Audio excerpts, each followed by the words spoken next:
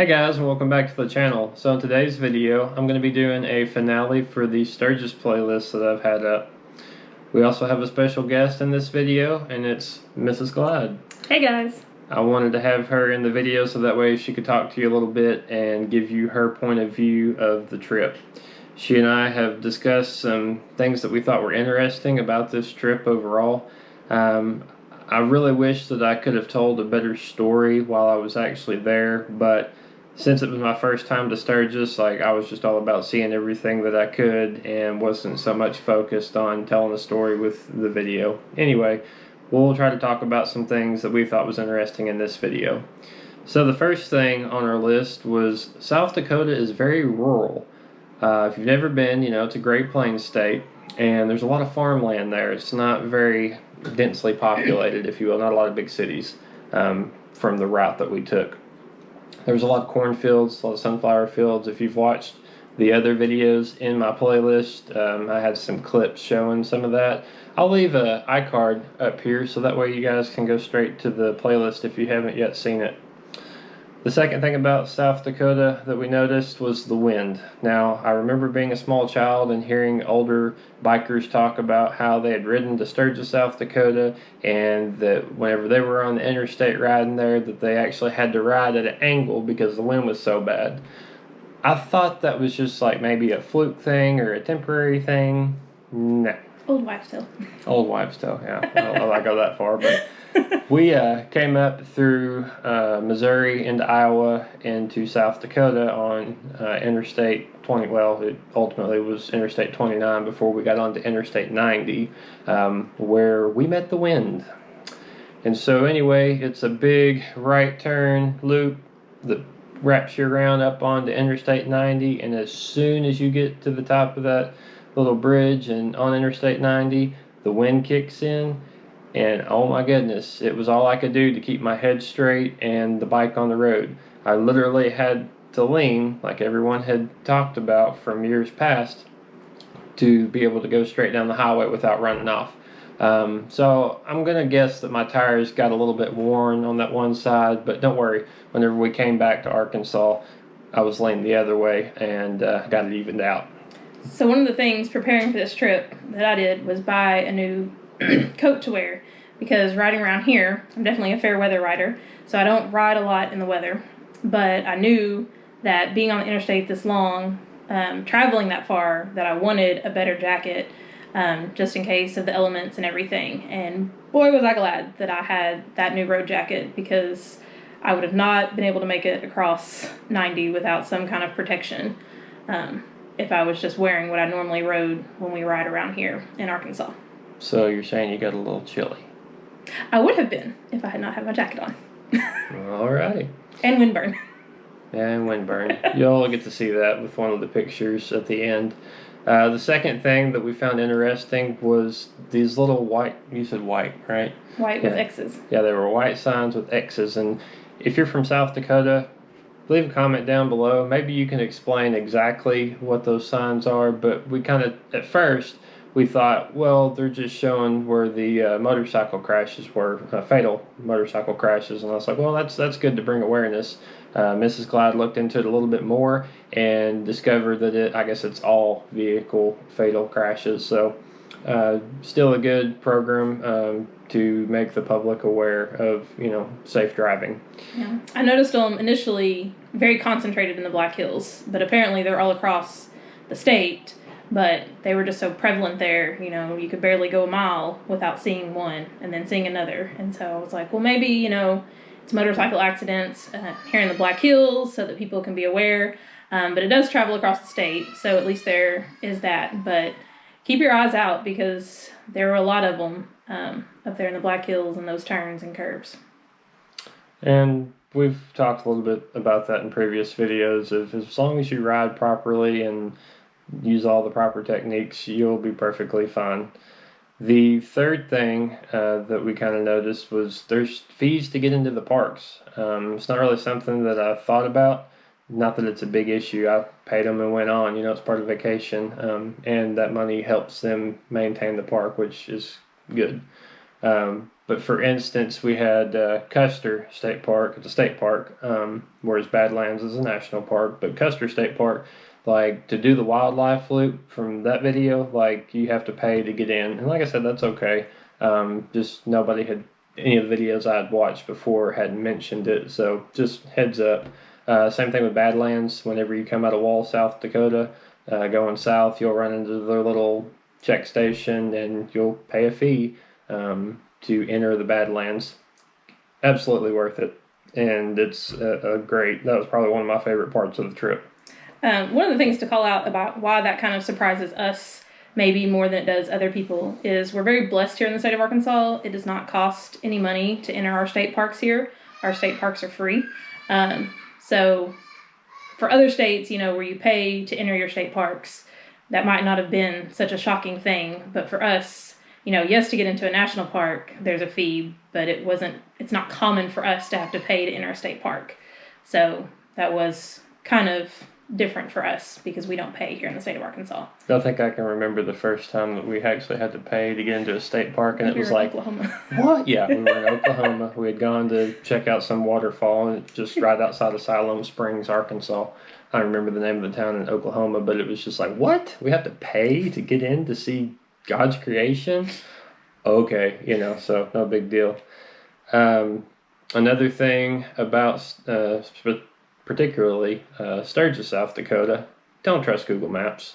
Like, we stayed in Rapid City, and we had taken the interstate up, and we were going to go check out Sturgis and see what was going on. Actually, I forget which campground we were going to, but we were going to a campground to the north of Sturgis to get our hog pen. So anyway, we're going to do that and then come back and eat lunch like at Sturgis and see the festivities and activities going on downtown. So anyway, I put in Google Maps, hey, take me to this campground.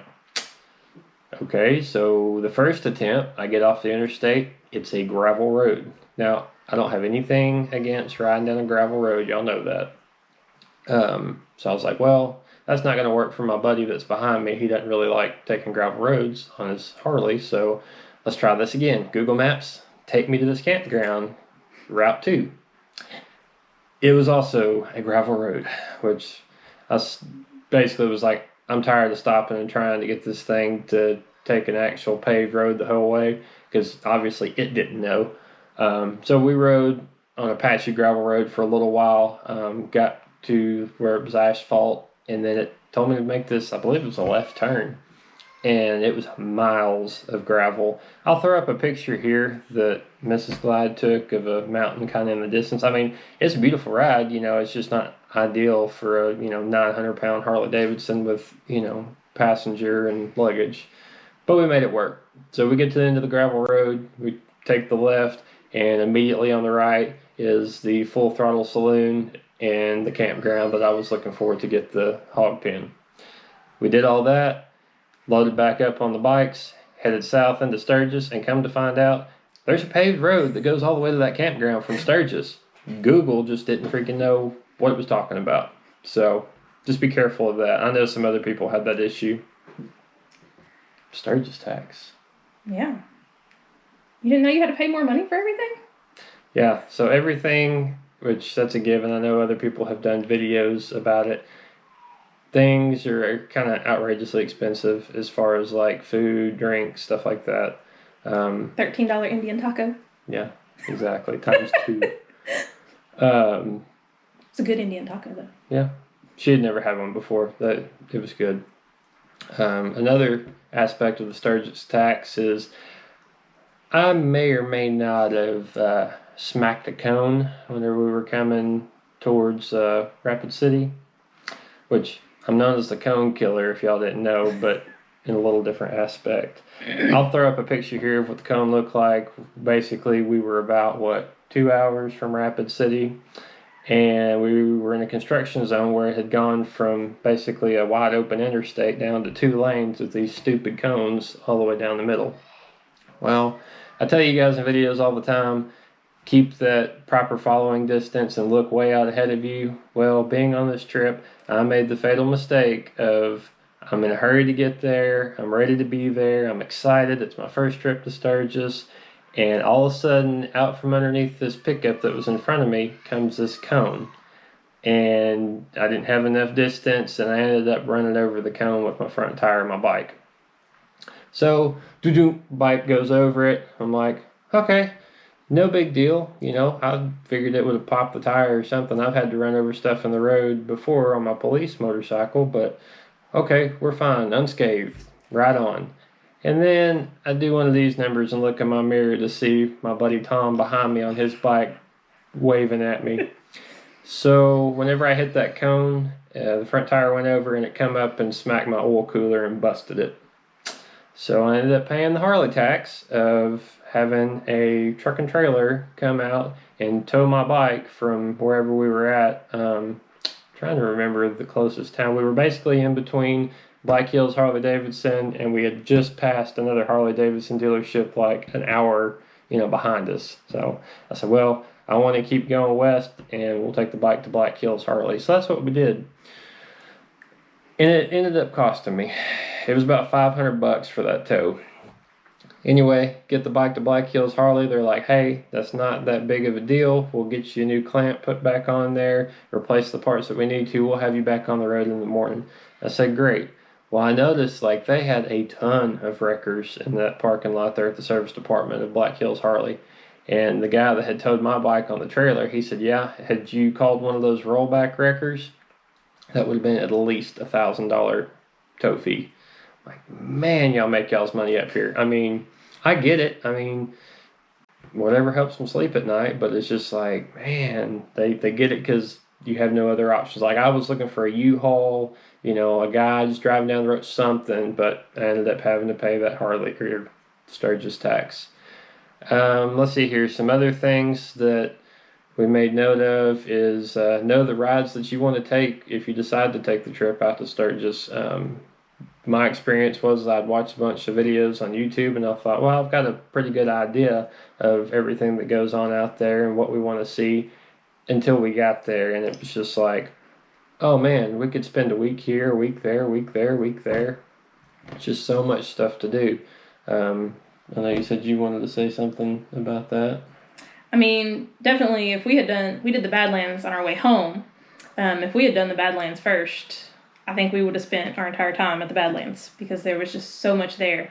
You see the pictures and you see the things, but you don't realize the majesty of it until you're there. It's just crazy driving through the Badlands and, it is so rural and such plains that all I could think while I was on the back of the bike was, what was it like, driving buffalo across all of this, and then all of a sudden you just come to these canyons. It's just crazy to think about what life was like then. We're traveling across and coming upon, these waterfalls and being, the first person to discover these things and, get to enjoy that. It's just something very beautiful about all of that. But definitely, I mean, there were things that we still didn't get to do that we kind of wanted to do.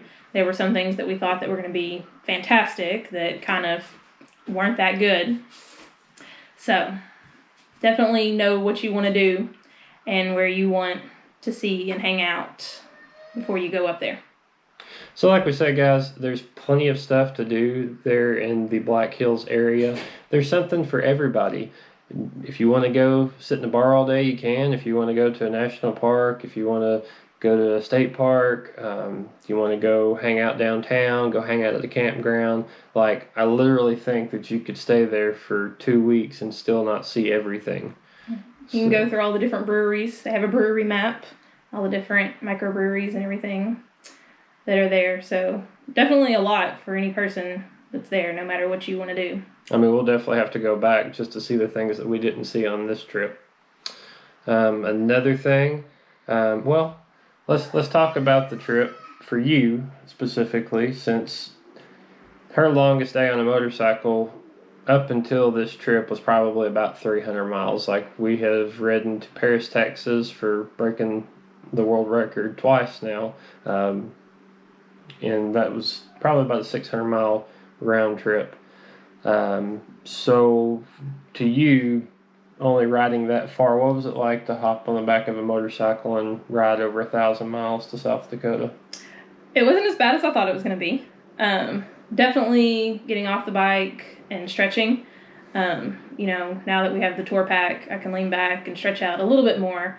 But being able to stand up, you know, since I have such long legs, I definitely like to stretch out. So being able to stop frequently and get off the bike and stand up even for just a minute definitely helps. It was a little bit harder getting in the end of the day, you know, because you kind of get in your head, hey, we're almost there, and so you just keep going. But definitely make sure that they stop and let you get off the bike and stretch. I don't know that I ever took a long ride with the stock seat. Definitely could have never done that. Did not like that seat at all. So it is definitely nice having the Saddleman now. And even better now that we have the trunk that I can lean back on. So it was definitely experience. I am supremely proud of myself for being able to make the ride and not complain as much as I thought I was going to. Like, I literally thought, okay, I'll get her to South Dakota, but I'm probably going to have to buy a plane ticket and fly her back to Arkansas. But I didn't have to, so yes. I'm good with it. Hot tubs helped. Hot tubs at the hotel were definitely a perk. Definitely made it easier to get through. But was definitely windburn. I don't know that so much sunburn as I feel like windburn. Yeah, I'll show a picture here at the end of the windburn. We both had it pretty good after getting home. But anyway, like I said, guys, since I didn't do a very good job of storytelling while we were there, I wanted to get this video out, and that way you could kind of get our personal take on the trip. I hope you've enjoyed watching the playlist. If you haven't watched it yet, I will leave a link at the end of the video. If you would, go down, click the subscribe button, and click the like button if you like the video. As always, y'all ride safe. I'll see y'all in the next video.